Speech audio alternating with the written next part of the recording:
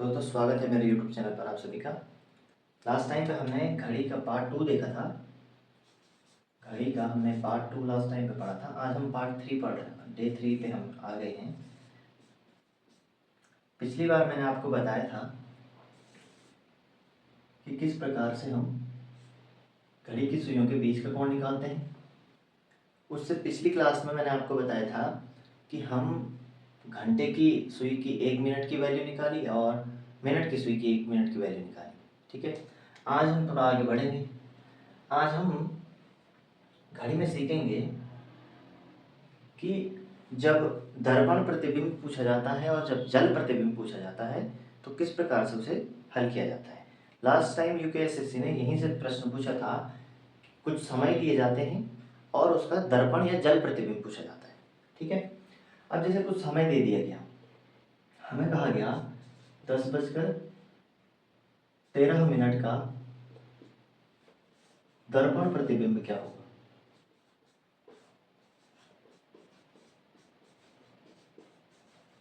10:15 का दर्पण 13 मिनट का दर्पण प्रतिबिंब क्या होगा। यानी ये तो वास्तविक होगा और हमें क्या बताना है, दर्पण बताना है। वास्तव में हो क्या रहा है, हमारे पास एक घड़ी होगी जिसमें 10:13 हो रहा होगा और हमें उस घड़ी को देखना है कि वो जब दर्पण में हम उसको देखेंगे, मिरर में जब मैं उसको देखूंगा तो उसमें टाइम क्या दिख रहा होगा। तो ये जो दर्पण प्रतिबिंब और जल प्रतिबिंब वाला कॉन्सेप्ट है ये काफी इंपॉर्टेंट है। तो हम इसे शुरू करते हैं। ठीक है, तो आप हेडिंग बना लेना कि दर्पण प्रतिबिंब। तो दर्पण प्रतिबिंब के लिए हमें याद रखना होता है, पहले लिख लेंगे दर्पण प्रतिबिंब। दर्पण प्रतिबिंब, ठीक है, और इसके ब्रैकेट में आप लिखेंगे 23:60। ठीक है, अब 23:60 लिखने का क्या कारण है वो बताता हूँ। हमें कुछ समय दिए गए हैं, 1, 2 और 3। पहला समय दिया है 3:15। दूसरा है 7:51 और फिर दिया है हमें 9:05। तो जो ये 3 टाइम हमने देखे, इन तीनों टाइम ये वास्तविक है, मतलब हमारी जो घड़ी है वो ये टाइम दिखा रही है और हमसे पूछा गया है कि हमें दर्पण प्रतिबिंब बताना है। तो दर्पण प्रतिबिंब के लिए आपको क्या करना होता है, जो ये टाइम दिया गया है इसमें से हमें इस पूछे गए समय को माइनस करना होता है। ठीक है, तो अब माइनस करेंगे तो 23:60 और इसमें से हम घटा रहे हैं 3:15। ठीक हो गया, तो 3:60 में से 45 माइनस कर दिया, हमारे पास यहाँ पे आ गया 45, सॉरी 60 में से 15 माइनस किया तो 45 बचा। और अब हमारे पास 23 में से 3 घटाना है तो 20 हुआ। ठीक है, तो अब जो ये 20 है ये क्या है, ये होगा हमारा घड़ी में 8:45 और यही 8:45 आपका क्या है, ये दर्पण प्रतिबिंब है। दर्पण प्रतिबिंब, ठीक है, तो ये है दर्पण प्रतिबिंब।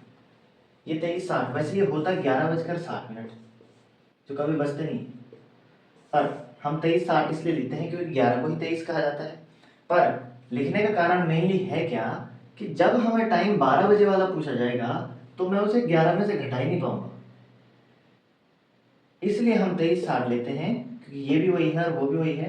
पर इसमें से मैं 12 को नहीं घटा सकता, पर यहाँ से घटा सकता हूँ, इसलिए 23:60 आपको याद रखना है।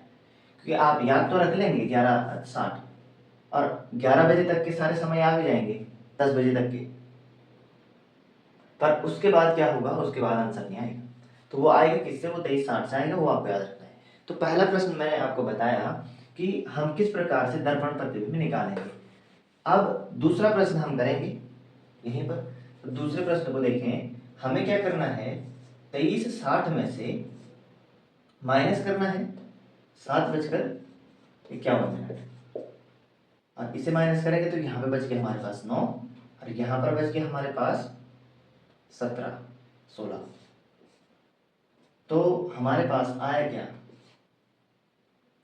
हमारे पास आया, अब ये समय हो रहा होगा 4:45 9 मिनट। अब ये क्या है, दर्पण में है।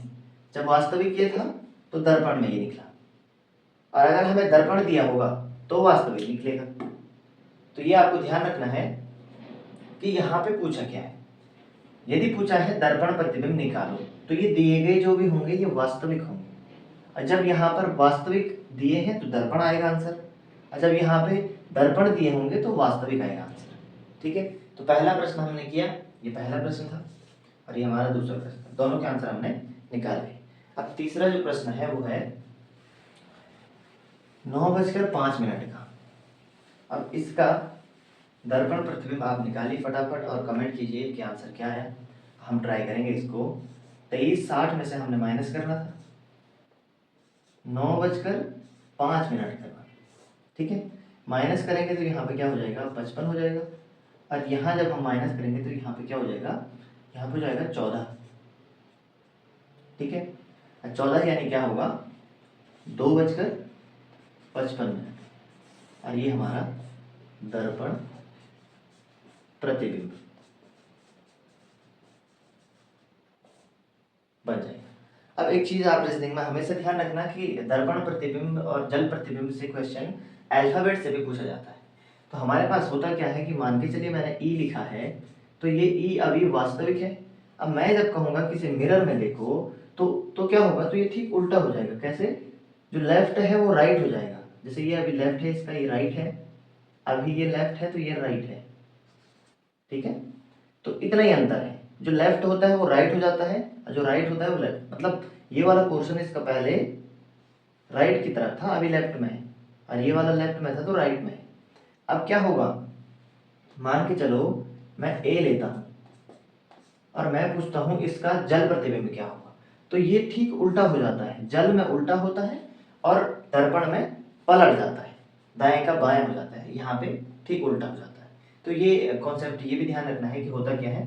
तो अभी हमने सीखा है कि घड़ी में जब कुछ समय दिए जाते हैं, चाहे वो वास्तविक दिया गया हो या दर्पण दिया गया हो, तो हम उसका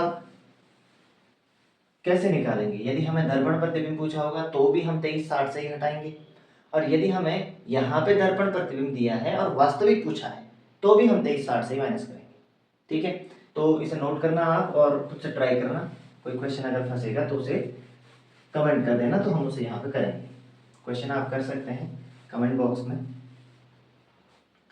अब इसके बाद अब आएगा जल प्रतिबिंब। जल प्रतिबिंब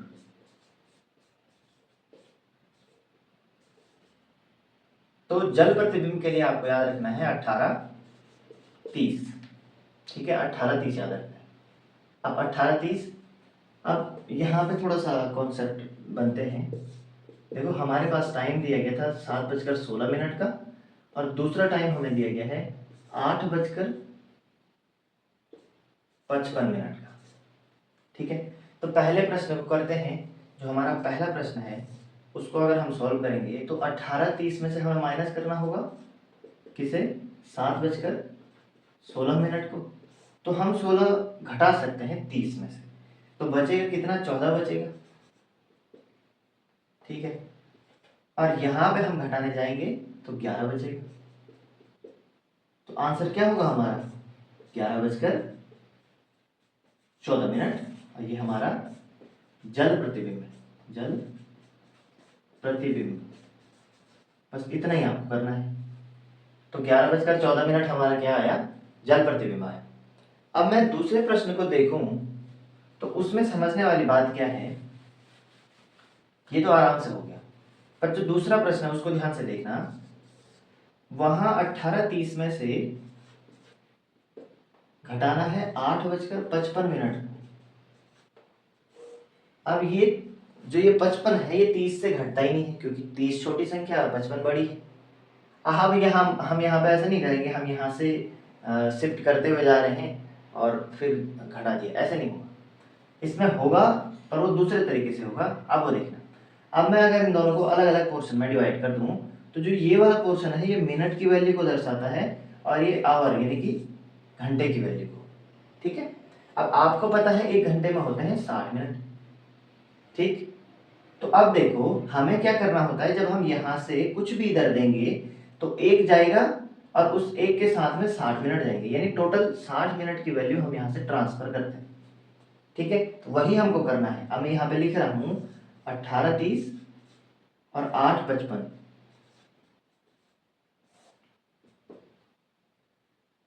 अब जब हम यहाँ से इधर शिफ्ट करेंगे तो जाएगा क्या, पूरा 60 मिनट जाएगा। 60 मिनट जाएगा तो बन क्या जाएगा, वो 30 पहले से था तो 90 बन गया। यहाँ अब 17 होगा क्योंकि 1 घंटा हम दे चुके हैं, और 55। अब इसे माइनस करना है तो यहाँ पे 5 होगा, यहाँ पे 3 होगा, और 17 में से आपको 8 घटाना है तो 9 होगा, और आंसर होगा 9:35 जल प्रतिबिंब। तो इस कॉन्सेप्ट को जरा समझना जरूरी है। हमने किया क्या,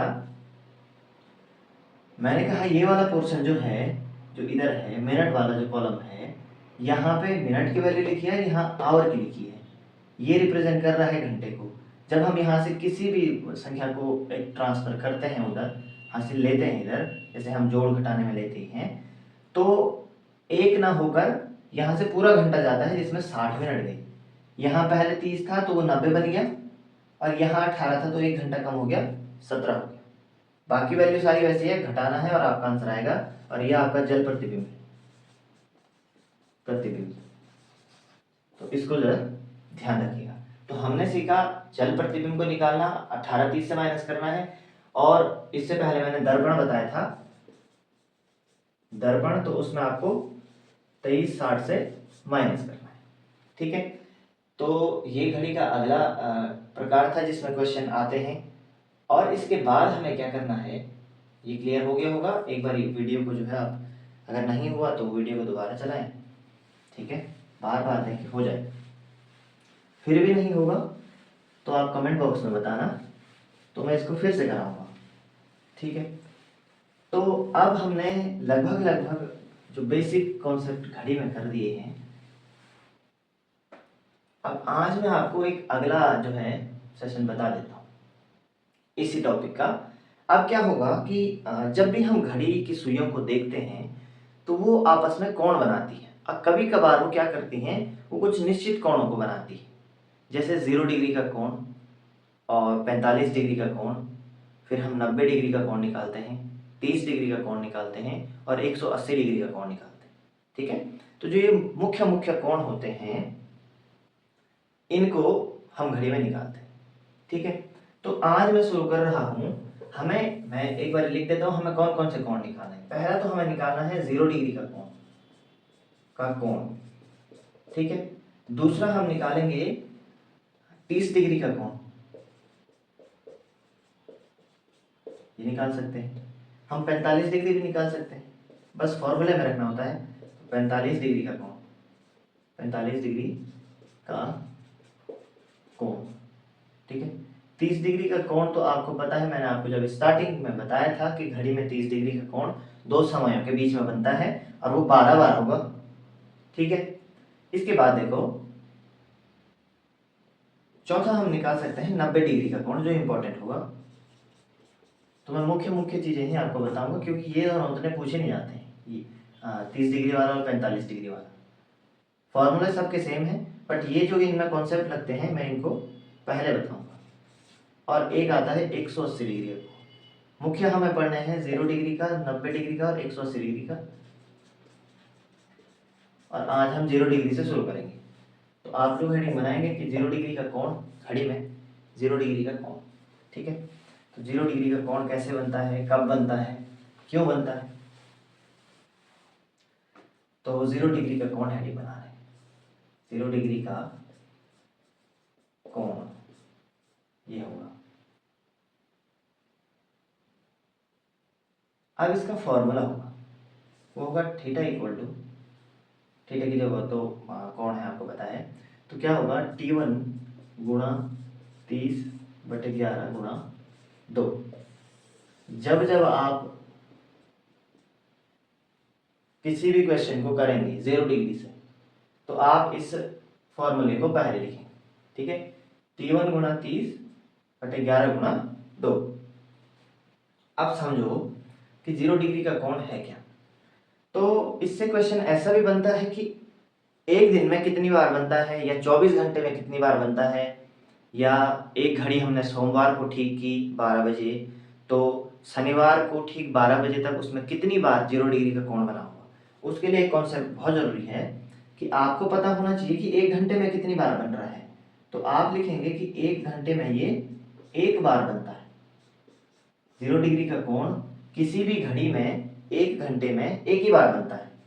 ठीक है, तो अब मैं 12 घंटे की बात करूंगा, तो आप कहेंगे कितनी बार बनेगा, 11 बार, 12 नहीं बोलना है।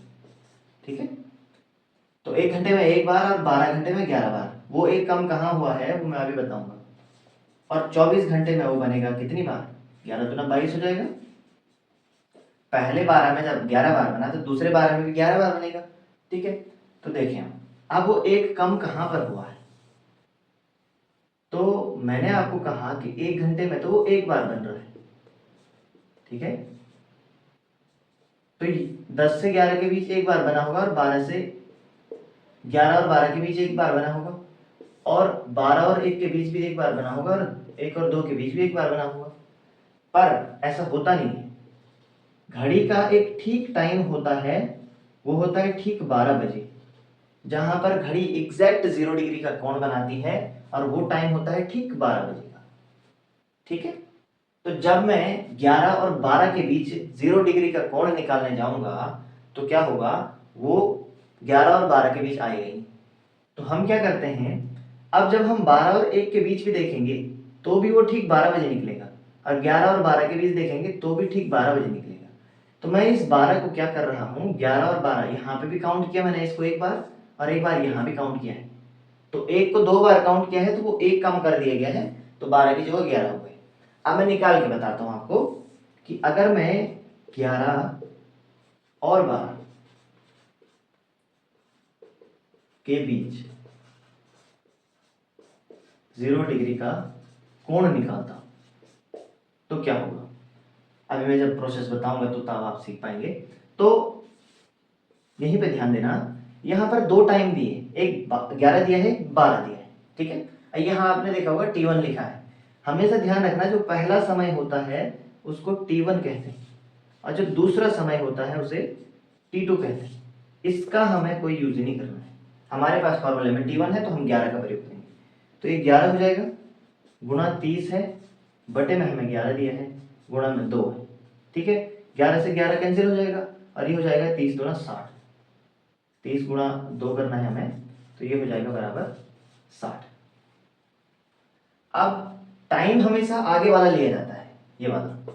तो क्या होगा, 11:60, मिनट की वैल्यू यहाँ से आई 60। ये टाइम आपकी घड़ी ने कभी नहीं बताया होगा, कभी भी नहीं। घड़ी जाएगी 11:59 तक, और उसके बाद सीधे क्या बज जाएगी, सीधे 12 बजेगी, सीधे 12।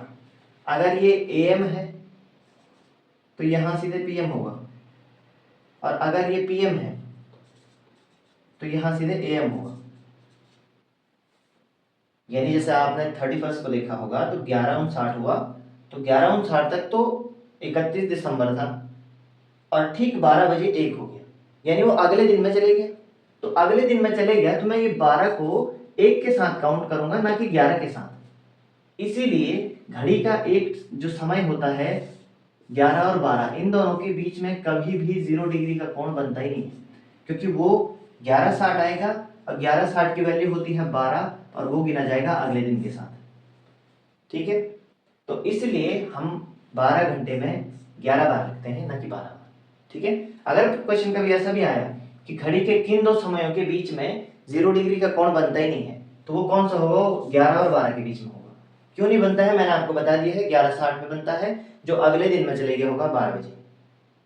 ठीक हो गया, ये अगले घंटे के साथ गिना जाएगा। ठीक है, तो ये तो हमारा ये कॉन्सेप्ट था कि एक कहाँ कम हो रहा है। अब हम इसको जरा निकालना सीखते हैं। अभी मैंने बताया भी है आपको इसमें, बट एक बार हम इसको फिर से देखेंगे। ठीक है, तो अब देखो जरा, मैं आपको एक दो टाइम बताऊंगा और आपने उसके बाद घड़ी के सारे टाइमों का निकालना है। तो मैं ले लेता हूं 1 और 2 बजे के बीच में, 1 और 2 के बीच, ठीक है। 1 और 2 के बीच जब मैंने इसको लिया तो मैंने फॉर्मूला लिखा। फॉर्मूला है क्या मेरे पास? मेरे पास फॉर्मूला है T1 गुणा 30/11 गुणा 2, ये मेरे पास फॉर्मूला है।